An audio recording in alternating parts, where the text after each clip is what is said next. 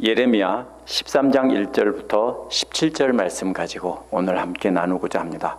지난주 말씀은 그렇게 참고 또 참아주시는 하나님의 은혜도 모르고 사자처럼 하나님께 덤비는 백성들을 완전히 버리셨다는 내용입니다. 하나님께서는 하나님께 반역하는 그 백성들을 완전히 멸망시키게 하시고 다시 회복하지 못하게 하신다고 했습니다. 그런데 놀라운 것은 하나님의 한결같은 사랑의 하나님께서는 그냥 버리지 않으셨습니다. 이방인 땅에 남겨둔 유대인과 이방인들 묘목을 가져다가 그 땅에 옮겨 심는다고 하셨기 때문입니다. 이제 오늘 말씀에서는 하나님께서 예레미야에게 썩은 허리띠를 통해서 유대교 지도자들이 썩어서 못 쓰게 되었다며 경고하십니다. 포도주가 가득 든 항아리를 깨듯이 심판하신다는 내용도 전하게 하셨습니다. 예레미야는 이런 하나님의 말씀을 눈물로 호소하며 전했습니다. 이 말씀을 보면서 우리도 예레미야와 같은 마음으로 하나님의 말씀을 증거하도록 해야 되겠습니다. 첫 번째로 1절부터 11절은 썩은 허리띠의 비유로 경고하시는 하나님이 나옵니다. 13장 1절에서 하나님께서 예레미야에게 배로 만든 띠를 사서 너의 허리를 띠고 물에 적시는 일이 없도록 하라고 했습니다. 근데 우리가 오해하기 쉬운 번역입니다. 우리의 배는 매우 거친 것입니다. 그러나 여기서 나온 배는 거친 것이 아니라 아마로 짠 아주 곱게 짠 린넨입니다. 그래서 이거는 대마로 짠 삼배가 아니라 제사장들이 입던 고운 세마포를 뜻하는 것입니다. 그렇기 때문에 이 세마포로 만든 허리띠는 예루살렘과 유다가 제사장 나라라는 것을 상징하는 겁니다. 하나님께 단단히 붙어있는 제사장 나라다, 이것을 상징하는 겁니다. 그런데 이 세마포는 새로 산 것이고 물에 적시지도 말라고 했습니다. 새 것을 물에 적시지도 않았으면 새 것과 똑같겠죠. 상한 데가 하나도 없다는 것입니다. 예루살렘과 유다가 처음에는 그렇게 하나도 상한 데가 없는 완전한 새 것이었다라는 뜻입니다. 허리띠라는 말을 우리가 오해하면 안 됩니다. 우리가 띠는 허리띠나 우리 어머니 세대들이 한복을 입고 일할 때 허리다 띠던 그런 띠가 아닙니다. 이거는 엉덩이와 허벅지 부분을 전체를 감싸던 천을 말합니다. 그렇기 때문에 오히려 오늘날 속옷에 가까운 것입니다. 그렇기 때문에 이 허리띠는 항상 가장 중요한 부분을 항상 감쌌던 것입니다. 핵심은 항상 감싼다는 겁니다. 우리가 이 겉옷은 언제나 벗어둘 수 있죠. 입었다 벗었다 할 수 있죠. 근데 혹시 속옷을 벗었다 입었다 할 수 있는 분이 있습니까? 돌아다니면서? 불가능하죠. 우리가 항상 입고 있죠. 그것처럼 하나님께 항상 붙어 있다는 뜻입니다. 그것을 보여주는 것입니다. 그래서 2절에서 예레미야는 주님의 말씀대로 완전히 새 것인 세마포를 사서 가장 중요한 부분인 엉덩이와 허벅지를 항상 감싸고 다녔을 겁니다. 제사장이나 귀족들만 입는 세마포로 만든 이러한 허리띠를 사실 이게 속옷이죠. 근데 이것을 입고 다니는 모습은 사람들에게는 우습기도 하고 놀라운 구경거리였을 것입니다. 사람들이 다 쳐다봤을 겁니다. 저기 좀 봐라 하고 그랬을 것입니다. 그러자 3절에서 주님께서는 예레미야에게 다시 말하십니다. 그 내용은 4절에 있는 대로 완전히 새 것으로 사서 물에 한 번도 안 묻힌 그 세마포 띠를 유프라테스 강가에 가서 그곳 바위에 숨겨놓으라고 합니다. 그래서 예레미야는 5절에서 순종하여 유프라테스 강가에 가서 그것을 바위 틈에 숨겨놓았다는 것입니다. 근데 이 유프라테스라는 말이 히브리어로 페라츠인데 이 말이요 실제로 유프라테스 강을 가리킨다면 거리가 얼마나 되냐면요 예레미야가 살던 아나돗에서 350마일입니다. 걸어서. 그렇기 때문에 어떤 이들은 비유 하나를 보여주기 위해 그렇게 먼 길을 여행했을 리가 없다며 아나돗에서 4마일 떨어진 다른 곳이었을 것이다 이렇게 말을 하기도 합니다. 근데 이것은 사람들 생각입니다. 어떤 사람들은 환상을 통해 경험할 것이라고 말하기도 합니다. 그러나 이처럼 물건을 가지고 보여주며 하나님 말씀 전하던 것은요 고대 선지자들이 많이 사용하던 방법이기 때문에 그럴 수 없습니다. 실제로 보여준 겁니다. 제사장들이 입는 허리띠만 띄고 속에만 띄는 띠를 띄고서 그리고서 길거리를 돌아다닌 겁니다. 그 다음에 그걸 가지고 350마일을 간 겁니다. 왕복 700마일의 여행을 했을 것입니다. 그렇게 했을 때 예레미야의 예언이 훨씬 더 강력하게 전달이 되었을 것입니다. 예레미야가 새로운 세마포 허리띠를 사서 두른 것은 아나돗 사람들이 다 보았습니다. 그러다가 가는데 한 3개월 이상 걸립니다. 갔다 오는데요. 그러면 3개월 동안 보이지 않자 사람들이 술렁거렸을 겁니다. 3개월이 지난 뒤에 갔다 돌아왔는데 예레미야가 두르고 있던 완전히 새 것인 값비싼 천이 사라진 것을 알게 됐습니다. 아나돗 사람들은 예레미야가 그렇게 귀한 천으로 된 속옷을 어디다 두고 왔는지 궁금했을 것입니다. 그거 어디다 버렸냐? 6절은 여러 날이 지난 다음에라고 했는데 원어는 많은 날들이 지난 후라는 뜻입니다. 이 많은 날이란 며칠이 아니라 몇 달입니다. 그렇기 때문에 오랜 날이 3개월 갔다 온 뒤에 또 다시 몇 달이 지난 뒤에 하나님께서 다시 3개월 동안 가서 그걸 찾아가지고 돌아오라는 것입니다. 7절은 예레미야가 다시 유프라테스에 가서 숨겨둔 것을 파고 띠를 꺼내보니 그 띠는 다 썩어서 전혀 쓸모없게 되었습니다. 예레미야는 그 썩은 세마포 허리띠를 가지고 와서 사람들에게 하나님 말씀을 선포했을 것입니다. 이게 내가 전에 두르고 다니던 새 거였다. 근데 이렇게 못 쓰게 되었다라고 하는 겁니다. 8절에서 11절은 이러한 이상한 행동을 시킨 것을 하나님께서 해설해 주신 것입니다. 9절은 여호와 하나님께서 말씀하신다는 말로 시작합니다.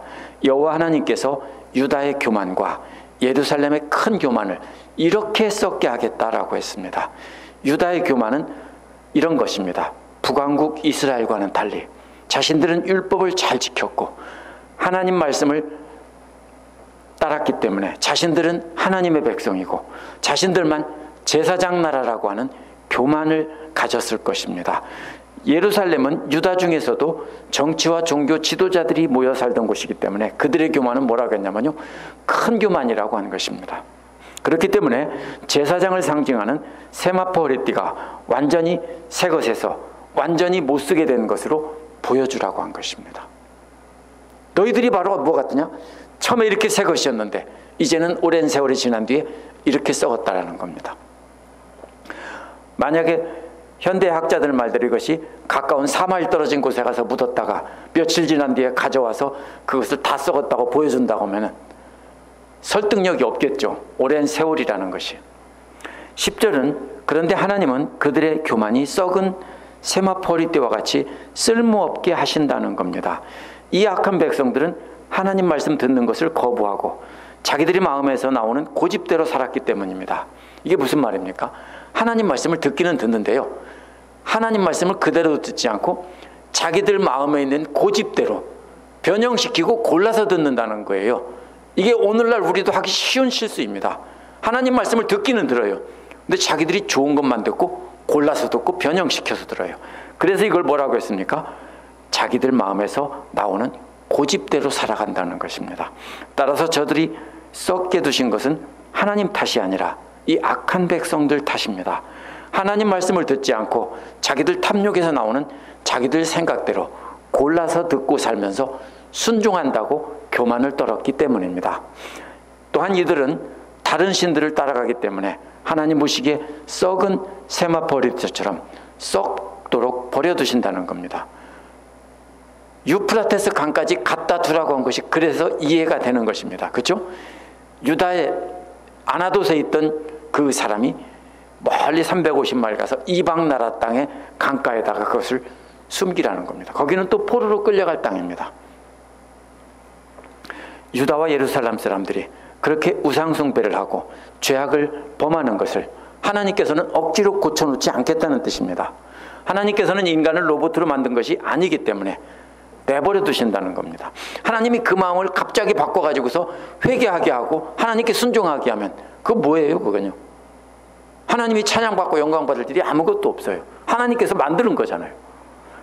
하나님은 인간을 그렇게 만들지 않으셨어요. 우리 뜻에 따라 순종할 수도 있고 거부할 수도 있는데 우리가 하나님을 기뻐하며 순종하는 것을 원하시는 겁니다. 그래서 멸망의 길로 가는 사람들, 썩은 그들을 그대로 썩게 그냥 내버려 두겠다는 것입니다. 11절은 왜냐하면이란 말로 시작하면서 하나님께서 왜 그렇게 썩도록 두시는지 말씀한 것입니다. 띠가 사람의 허리에 둥여지듯이라는 말은 앞에서 말한 대로 허리란 앞에서 설명한 것처럼 엉덩이와 생식기가 있는 부분입니다.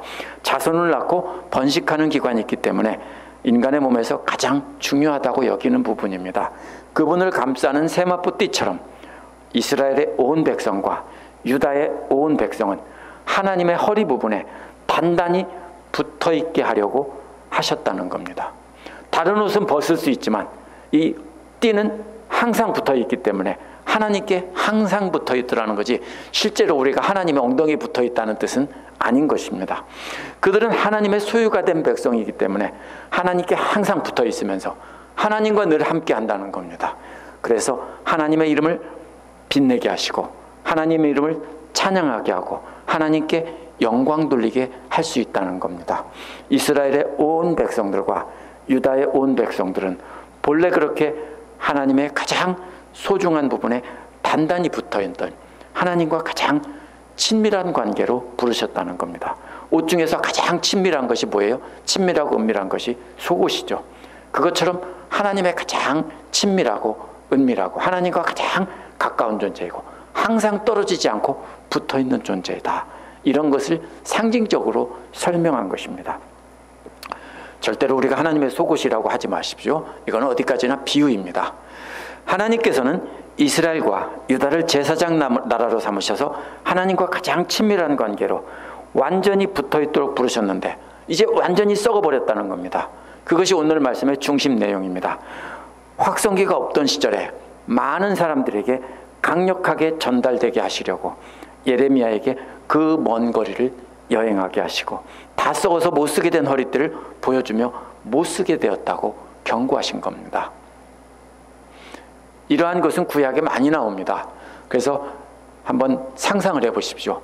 허리다가 속옷을 세마포 제사장들만 입는 세마포 허리띠를 두르고 옷도 안 입고 그렇게 하고 거리를 계속 걸어 다닙니다. 사람들이 다 보죠. 저게 무슨 일이냐. 그러다 몇 달 동안 없어졌어요. 몇 달 후에 다시 나타나서 이번에는 옷이 없어졌어요. 그 다음에 또 한참 지난 뒤에 또 보니까 또 없어졌다가 나타났는데 이번에는 다 썩은 걸 들고 왔어요.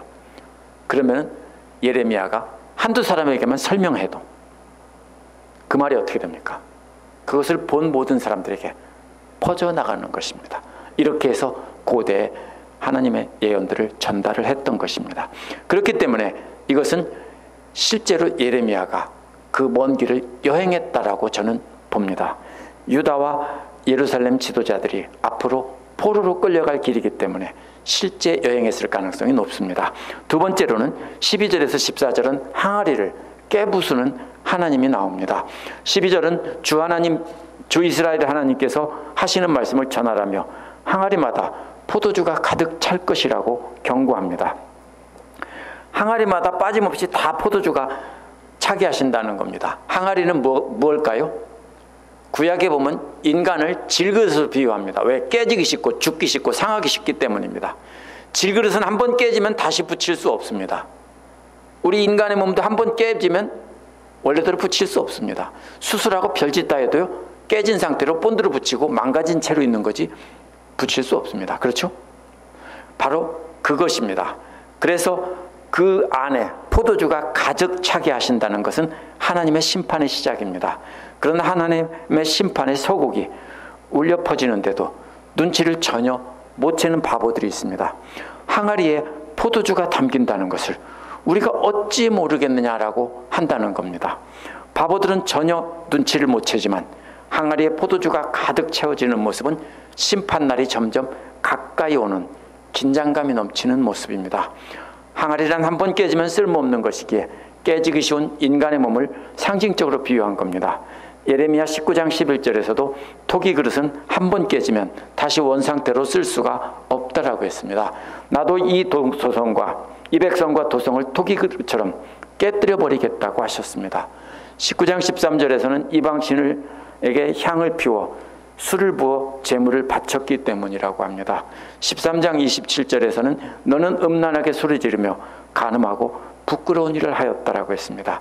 이렇게 음란하게 우상 숭배했기 때문에 하나님께서는 이제 토기와 같은 이스라엘 백성들을 다 깨트리기 위해서 포도주를 가득 채운다는 겁니다. 하나님의 진노의 포도주를 가득 채우는 것입니다. 이사야 30장 14절에서도 토기장이의 항아리가 깨져서 산산조각이 나듯이 너희가 그렇게 무너져 내릴 것이다 라는 말에서도 같은 말이 나옵니다. 하나님께서 모든 육체를 쳐서 멸망시키는 모습을 항아리 깨는 모습으로 비유했습니다. 이는 이사야에서는 빈 항아리를 와장창 깨듯 다 죽어가는 모습을 그렸습니다. 예레미야 48장 12절에서도 포도주를 쏟아버릴 날이 온다라고 했습니다. 포도주를 다 쏟아버리고 그릇을 비운 다음에 그 그릇들을 깨트린다라고 했습니다. 예레미야에서는 포도주를 다 비운 다음에 48장 12절에서는요 깨는 모습입니다. 근데 여기에서는 그게 아닙니다. 포도주를 비우고 깨는 게 아니라 포도주를 가득 채웠습니다. 다 차니까 보라 내가 채우고 있다. 이 땅의 모든 주민들에게 다윗의 보좌에 앉아 눌러 사는 왕들과 제사장들과 예언자들에게 예루살렘의 모든 주민들에게 채운다고 했습니다. 누구에게 채웁니까? 모든 주민, 왕들에서부터 제사장, 예언자, 마지막으로는 점점 내려가서 일반 주민들까지 계급대로 내려오면서 다 말합니다. 그러나 아직 무엇을 채웠는지는 나와 있지 않습니다. 끝까지 밝혀지지 않는 수사극처럼 긴장감이 돌게 하다가 마지막에는 술 취함으로 라고 한 단어로 비밀을 터뜨립니다. 따라서 하나님께서는 항아리로 비유된 예루살렘의 모든 사람들에게 포도주를 붓고 계시는데 포도주가 점점 채워지는 것은 점점 취한다는 것입니다. 뭐에 취합니까? 술꾼들이 부어라 마셔라 코가 삐뚤어지도록 마셔라고 외치는 것처럼 저들이 교만이 채워지는 것입니다. 교만이 가득 채워져서 차고 넘치는 것입니다. 술 취함이 조금 채워지면 약간 기분 좋은 상태겠지만 술이 계속 부어집니다. 아직도 정신이 멀쩡할 때 얼른 무슨 일인지 알고 그만 마셔야 되는데 끝까지 채워질 때까지 저들은 알지 못하고 계속해서 쏟아붓습니다. 우리가 알지 못하면요, 우리가 교만이 채워지고 있을 때 그걸 알지 못하면요, 우리도 똑같은 모습입니다. 가득 차서 하나님 앞에 못 쓰게 될 때까지 우리는 그 교만이 계속 채워지는 것입니다. 그래서 14절은 드디어 심판의 모습입니다. 그들이 서로 부딪혀서 깨지게 하고라는 말은요, 내가 사람을 그 형제에게 내동댕이 칠 것이다 이런 말입니다. 술이 가득 든 항아리 하나를 번쩍 들어서 다른 항아리에게 던진다는 겁니다. 그러면 술이 가득 든 항아리의 무게가 다른 항아리에 부딪혀서 깨진다는 겁니다. 형제가 형제를. 그러면 어떻게 됩니까? 두 항아리에 들어있던 붉은 포도주가 왕창 쏟아집니다. 뭐 같습니까? 선열이 낭자한 사람들이 전쟁으로 죽어가는 그런 그림입니다. 사람들이 피 흘리며 죽어가는 모습을 항아리가 깨지고 포도주가 쏟아지는 장면으로 묘사하고 있습니다. 아버지와 자녀 사이에도 서로 부딪혀서 깨지게 하겠다는 말은 술이 가득 들어있는 아버지 항아리를 집어들어서 아들에게 던진다는 겁니다. 아버지는 나이가 많은 사람을 뜻하고요, 아들은 젊은이들을 뜻합니다. 남녀노소 가릴 것 없이 다 서로를 향해 집어던지면 그럼 붉은 포도주가 천지사방에 흘리듯 그렇게 피를 흘리며 모두가 다 죽어가게 하시겠다는 겁니다.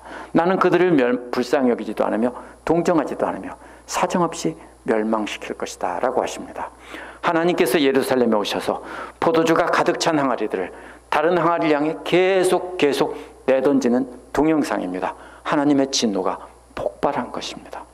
이리저리 종횡무진하며 모든 항아리를 다 내동생이 치십니다. 하나도 남기지 않고 다 박살날 것입니다. 예루살렘 안에는 붉은 포도주가 흘러넘칠 것입니다. 예루살렘 사람들을 대적의 손에 다 죽게 해서 그 피가 성벽에 흘러넘칠 정도로 그렇게 하는 장면을 묘사한 것입니다. 두 그림이 떨어져 있는 것 같습니다. 그러나 연결되는 그림입니다. 앞에서 그 교만이 썩게 했고요, 그 교만이 계속 채워져서 항아리에 포도주가 가득 찬 것처럼 됐다는 것입니다. 15절에서 17절은 교만을 버리라고 눈물로 호소하는 예레미야의 모습이 나옵니다. 15절은 이러한 교만한 유다 사람들과 예루살렘 사람들에게 들어라, 그리고 귀를 기울여라 라고 당부하는 말로 시작합니다. 주님께서 하신 말씀을 듣고 귀를 기울인다면 교만해지지 않을 수 있기 때문에 그렇게 당부한 것입니다. 유다와 예루살렘 사람들은 자기들만이 하나님의 백성이고 거룩한 백성이고 제사장 나라라고 생각했고, 이스라엘, 북왕국 이스라엘은 멸시했습니다. 자신들이 하나님 말씀을 갖고 있고 자신들만 하나님을 바로 믿고 있다고 믿고 영적 교만에 빠져서 다른 사람들을 모두 정죄하고 있었습니다. 그러한 영적 교만 때문에 자신들의 귀를 스스로 막고 자신들이 원하는 말씀, 자신들에게 맞는 말씀만 골라서 받아들였습니다. 그래서 고집이 세다라고 한 겁니다. 그것이 바로 유다와 예루살렘 지도자들이 갖고 있던 영적인 교만입니다. 우리는 누구나 다 이런 교만에 빠지게 됩니다. 16절은 원어에서 하나님께 영광을 돌려라 라는 말로 시작합니다. 교만한 저들의 문제는 하나님이 받을 영광을 자신들이 받았기 때문입니다. 그래서 예레미야는 주께서 나를 어두워지게 하기 전에 너희들이 받는 영광을 하나님께 돌리라는 것입니다. 주께서 날이 어두워지게 하시는 때가 언제인지 바로 설명합니다. 너희가 어두운 산에서 실족하기 전에 라고 설명합니다. 어두운 산이란 새벽 여명이 밝아오기 전의 산입니다. 그때는 가장 어두운 때지만 머지않아 해가 뜰 때입니다. 그때쯤을 말하는 겁니다. 아직도 캄캄한 밤중이지만 머지않아 해가 뜰 것입니다. 그래서 해가 뜰 것을 기대하고 있습니다. 이렇게 가장 어두운 새벽을 비유로 말하는 것은 밤이 깊으면 깊을수록 날이 밝아오는 것이 가까워지는 겁니다. 이것을 이스라엘 역사를 비유하면 알 수 있습니다. 하나님은 이스라엘을 칠흑 같은 어둠에 빠지도록 심판하셨지만 다시 밝은 낮으로 회복시켜 주셨습니다. 마치 저녁이 되면 또다시 아침이 되는 것처럼 말입니다. 그것이 바로 뭡니까? 하나님의 한결같은 사랑입니다. 그러나 이번에도 또 밝게 해주시겠지 이렇게 생각하고 있는데, 하나님은 이번에는 더 이상 밝게 하지 않게 한다는 겁니다. 이제 곧 새벽이 될 시간이 다 됐는데도 어두움은 계속된다는 겁니다. 이제 다시는 밝아오지 않는다는 뜻입니다. 그때는 너희가 다시 빛이 비추기를 바라지만 주님께서는 너희가 바라는 빛을 사망의 그늘로 만드신다는 겁니다. 그래서 아주 캄캄한 흑암으로 만들어 놓으셨다는 것입니다. 동력의 해가 뜰 시간이 됐는데도 사망의 그늘과 캄캄한 흑암이 계속되는 것입니다. 물론 실제 해가 뜨지 않는다는 말이 아니라 비유입니다. 사사기에 보면 이스라엘 백성들이 범죄해도 하나님께 부르짖으면 다시 사사들을 보내서 구해주셨습니다. 다시 해가 뜬 것입니다. 그래서 저녁이 되면 또다시 아침이 되고 저녁이 되면 또다시 아침이 되는 것처럼 이스라엘은 계속 그렇게 하나님의 한결같은 사랑으로 죄악으로 밤이 되었다가 다시 또 아침이 되었다가 반복했습니다. 그러나 그들이 회개했기 때문이 아닙니다. 하나님이 불쌍히 여기셔서 다시 회복시켜 준 것뿐입니다. 그런데 이번에도 또 회복시켜 주겠지. 하지만 이번에는 다시는 아침은 오지 않는다는 뜻입니다. 그렇기 때문에 예레미야는 17절에서 만약 너희가 이 말을 듣지 않으면 너희의 교만 때문에 내 심령은 숨어서 온다고 했습니다. 숨어서 온다는 말이 무슨 뜻입니까? 예레미야가 사람들 보는 앞에서 울면서 호소했을 겁니다. 그러나 그때는 아직 회개할 시간이 남아있다는 뜻입니다. 그런데 예레미야가 숨어서 온다는 것은 이미 끝났다는 뜻입니다. 끝났기 때문에 나서도 소용이 없는 겁니다. 그러니까 모두가 멸망하고 끌려가는 모습을 보고 혼자서 숨어서 울고 있다는 뜻입니다. 어찌할 수 없다는 겁니다. 그래서 어찌할 수 없는 슬픔 때문에 혼자서 슬피 운다는 것입니다. 그렇게 우는 이유는 이제 주님의 양떼가 포로로 끌려갈 것이기 때문입니다. 예레미야가 여행한 그 길을 예루살렘과 유다는 떠나게 될 것이고 다시는 빛이 예루살렘에 비치지 않을 것입니다. 제사장을 세마포리띠에 비유한 것은 제사장은 하나님께 붙어 있을 때만 거룩하다는 뜻입니다. 맞죠? 생식기관을 가리키는 허리띠가 몸에 붙어 있는 것처럼 제사장은 항상 하나님께 붙어 있어야만 거룩하다는 겁니다. 만약 하나님께 붙어 있는 제사장이 떨어져 나온다면 그 세마포리띠는 아무 쓸모없는 쓰레기다. 이것이 오늘 말씀의 그림 언어입니다. 그런데 예레미야는 당시 제사장들이 하나님으로부터 떨어져 나와 세상에서 하나님 행세를 하고 있었다는 겁니다. 하나님께 붙어 있어야 되는 속옷이, 하나님의 속옷이 떨어져 나와서 옷만 혼자 나와서 돌아다니면서 내가 뭐라고요? 하나님이라고요. 마치 대통령 속옷이 혼자 돌아다니면서 대통령 행세하는 것과 똑같은 것입니다. 그게 뭐예요? 대통령한테 붙어 있으면 대통령과 함께 영광받을 존재지만 대통령 속옷만 혼자 길거리를 돌아다니면서 내가 대통령이라고 하면 어떻게 됩니까? 말이 안 되는 겁니다. 예수께서 이 땅에 오셔서 우리를 십자가에서 죽으심으로 성소와 지성소에 구분하던 휘장이 찢어졌습니다. 이제는 우리 모두가 다 제사장입니다. 목사만 제사장이라고 하면 안 됩니다. 우리는 다 하나님께 직접 나가 직접 간구할 수 있는 제사장입니다. 그러면 우리도 항상 하나님 허리에 붙어있는 세마포 속옷이 돼야 되는 겁니다.